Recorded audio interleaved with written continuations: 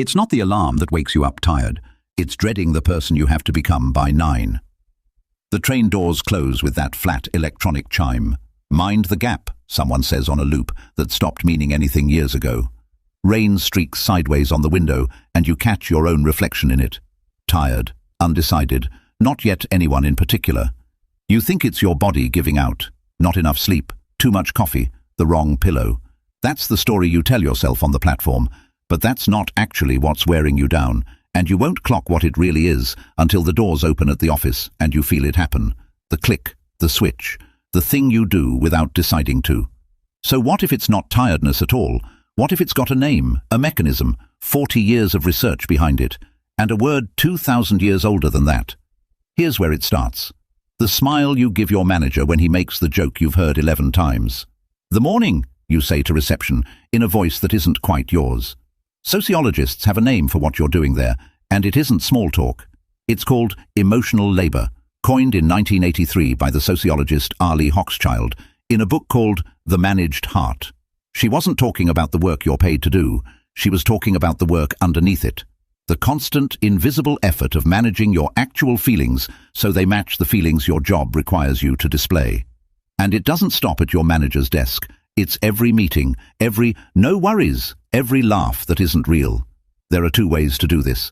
Deep acting, where you try to actually talk yourself into feeling it, and surface acting, where you don't feel it at all. You just perform it, expression by expression, all day. Guess which one you've been doing since Monday. Because here's the thing nobody tells you when you're 22 and just grateful to have the job. Surface acting doesn't stay on your face. It costs something. And what it costs isn't in her book. It's in what researchers found after. There's more, and it's worse than you think. The Penn State psychologist Alicia Grande spent years studying exactly this. What surface acting does to people who do it for a living, day after day. What she found wasn't, "it's a bit draining." She found surface acting predicts exhaustion, independent of how hard the actual job is.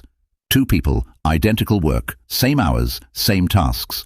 The one faking the smile burns out faster than the one who isn't, even with a lighter in-tray. Which means the tiredness you're carrying right now didn't start this morning. It started years before you ever set foot in that office, with a word nobody's used correctly in 2,000 years. Here's where it actually comes from.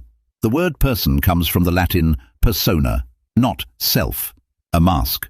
The mask Roman actors wore on stage, built with a flared mouthpiece so the voice would carry to the back row, so the audience always knew exactly which character was speaking.